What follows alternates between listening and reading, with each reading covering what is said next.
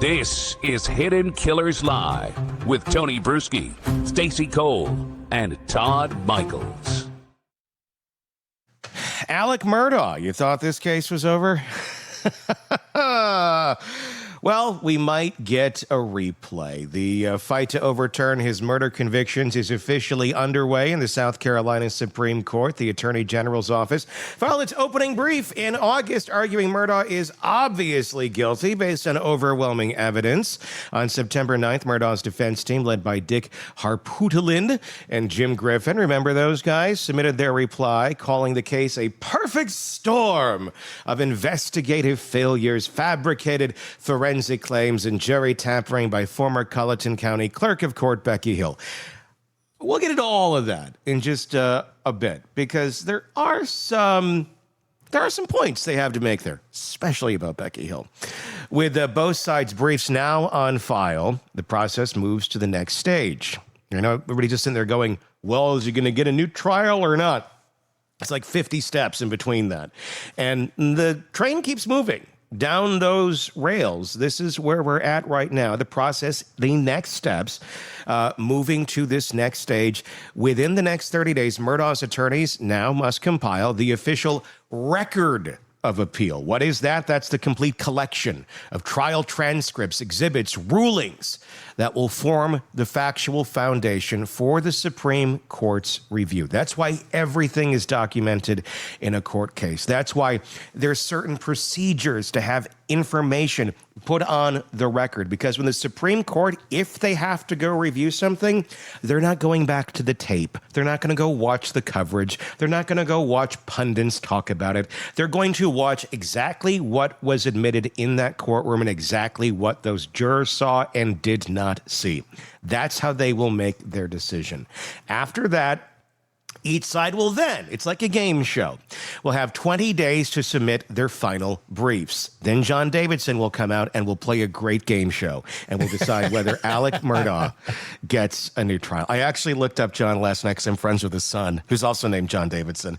And I was like, wonder what John Davidson's up to these days. He's like still singing and stuff, right? He does, yeah. And his son, JD, is is known as the VIP coach, and he was a client of mine years ago. We became friends. I haven't talked to him in forever, but very motivational guy. Anyway, only then will this case be considered ripe, meaning the justices can either schedule oral arguments or decide the matter based solely on the filings. It's unclear whether the High Court will hear the arguments, but a decision is unlikely before late 25 or maybe even 2026. At stake is whether Alec Murdaugh remains a convicted double murderer serving life, or whether South Carolina's most notorious trial gets reopened. And that's what we're going to discuss today. Plus, by the way, there's a new Alec Murdaugh movie coming out, and we'll watch the trailer for that on Hulu. Murdaugh, Death in the Family is what that is called. So we'll get to that. And also next hour, Eric Fatt is going to join us, and we'll be discussing the latest in the Adelson case,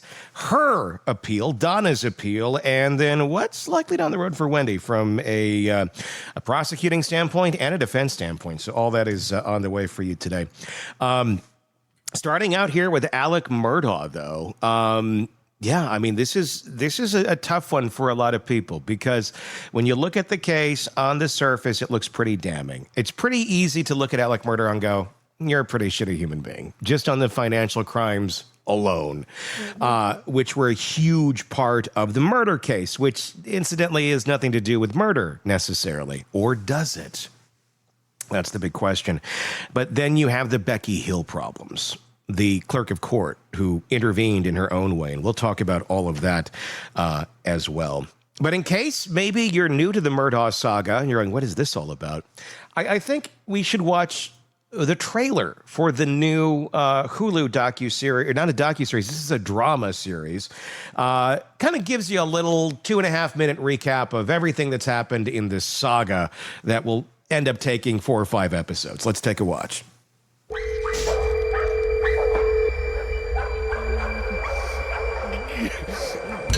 This is Alec Murdaugh. I need police and an ambulance immediately. Looking back, sometimes I feel like I'm living a life I never was supposed to live. sinner, you better get ready. Oh, you better get ready, hallelujah. The Murdaughs are a South Carolina legal dynasty. Y'all know me. I'm an honest man. Oh, you cheating bastard. It's only cheating if you get caught. The times are coming when the sinner must. What happened? There's been an accident. They find her? One's still missing. You get these kids to keep their mouths shut, and parents too. How bad is this for us? I'm working on a story. The Murdaughs have a history of trying to cover things up. You happen to run into any of Mr. Alec's medication? And you think he's taking it again? What else is there that I don't know about? We got to have each other's backs. Family first. Get down on your knees and pray. The Murdaughs tell you not to talk to me. They have connections all the way up to the governor. I think we've only scratched the surface of what's going on here. Be careful. These are very, very powerful people. State grand juries opening an investigation into a possible cover-up. Do you have any idea the damage you have done? Somebody's out there hunting us. Go to the mirror. Look at yourself. See what that man has to say. The one staring back from the glass. I know you've been lying to me. I'm the one that's got to do it, not you. Me. These Murdaugh clan? Yeah, you have to sacrifice a lot of things to make them the men that you know that they can be. You better get ready. This here's to the Murdaughs. Long may we live. Amen.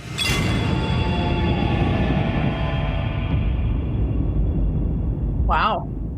Yeah, that's spooky. I always find it interesting seeing the Disney logo pop up on all these horrible Right? It kind of goes against what we were raised with, doesn't it? Like, can we get an Alec Murdaugh themed ride? Like, I think that would be fun. You drive around in the golf cart out to the kennels, and there's so many. Then you have to go over to your mom's house and check on her and have a big old blue tarp with. I mean, it'd be really. I think I would enjoy that more than some of the current Disney themed rides. Let's get rid of. I think it's time to dump. It's a Small World and go for the Alec Murdaugh themed ride. But it's so legendary. I hate that ride. That ride gives me nightmares. Why? Because of the song? It's too happy. It's not. It dark. is It's not dark enough. unnaturally happy of a song. Just like people who are too unnaturally positive or too unnaturally happy in life, they scare the shit out of me because it feels like there's something very wrong about them. Now, that could probably be my own disposition, but they kind of scare me. It's like, Let me ask you guys this, because you've been involved with this case much longer than I have. I just came on the last couple of months. Is that an accurate portrayal of some of what went down, do you think? Or is it very dramatized? I mean, it's somewhat dramatized, but there's nothing in there that stood out to me going, oh, that seems like it's over the top. I mean, granted, it's just the trailer. So we'll see how they execute in more of a long form. But I mean, I could see what they were kind of laying out here. Everything, there was the boating accident that his son was involved, Buster was involved with. That's portrayed in here. Even Mandy was one of the podcasters on this, Cup of Justice. Even she's portrayed in this. She was, I believe, part of the filming of this.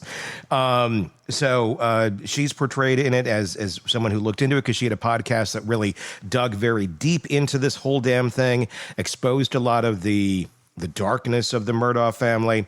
So yeah, your long answer is yes. I feel like it's fairly accurate for a trailer. Can you imagine knowing a family like this? Oh my gosh, they're creeping me out, every bit of it. Mm-hmm. Rightfully so. But do you really know a family like this? If you know a family like this, or are you only seeing the surface? Because they were pretty good at projecting. He was pretty good at projecting. Everything's good. Everything's lovely over here until it wasn't. But isn't Well, maybe I'm only speaking on my own experience, but aren't all families kind of like that when you step outside and you take a look back, you start seeing some things? Yeah, I mean, everybody has their secrets to a certain extent. You know, does it go all the way to mysterious? I mean, any family that has like a bunch of weird deaths surrounding them that they may somewhat be connected to or not is an odd thing. There's some, I forgot the stat.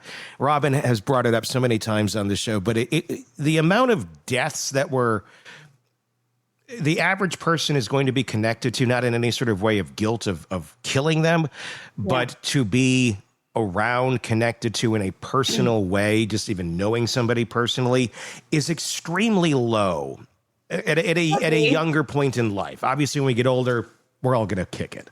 So you got a lot more deaths then. But in a younger portion of life, before we're all super old, it's not a high number for the average individual. So to have all of these deaths and accusations of murder and death surrounding this family in such a compact period of time is very odd. Yeah, it is. It is. But I feel like a lot of families have secrets.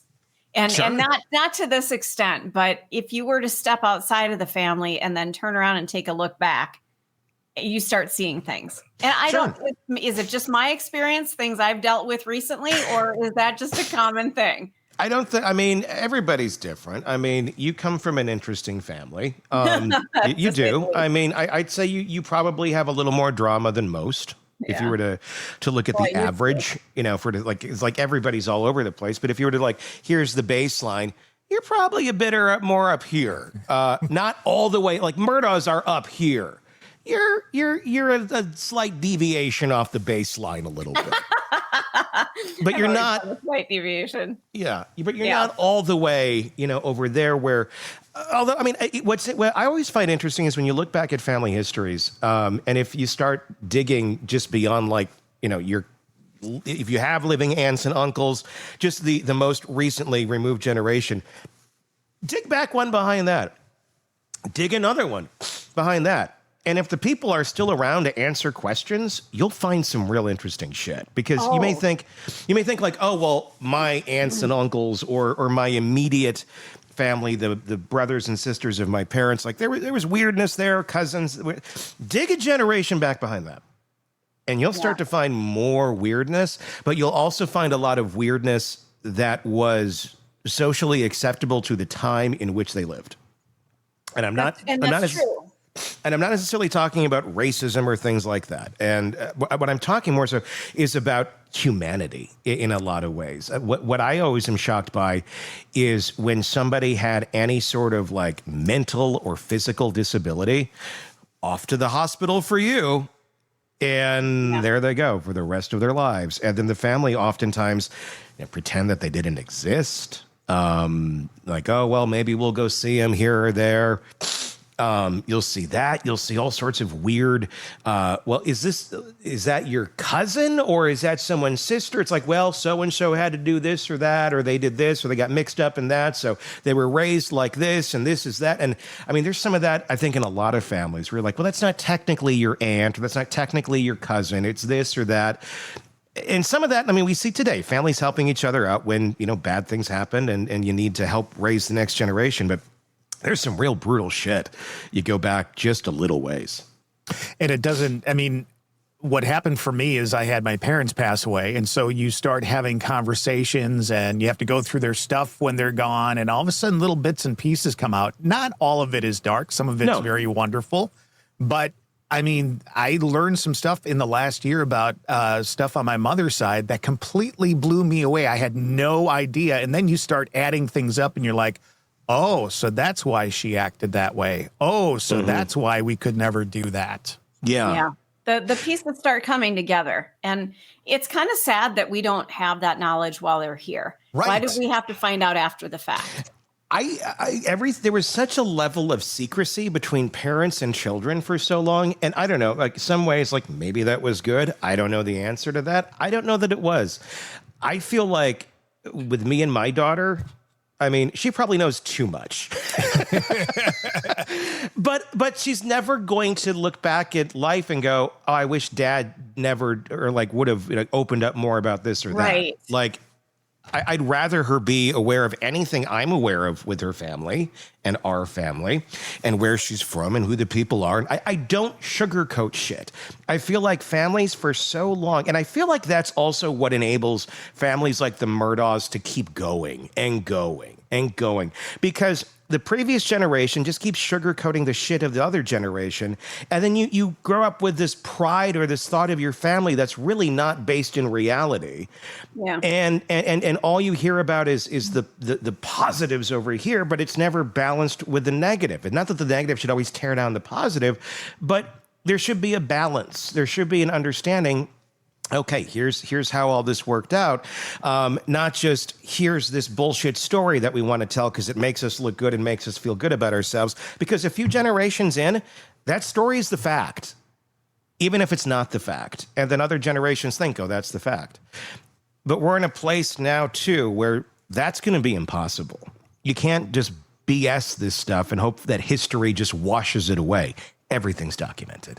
So if you had any place on social media in your life, any generation of the last handful of years, there's going to be such a footprint of us that can be looked back upon if future generations want to find out more about their past. And to us, we're like, ooh, this is neat. I wish I knew that sort of stuff about my grandparents or this or that. To these future generations, we think, oh, they'll be able to look back on this.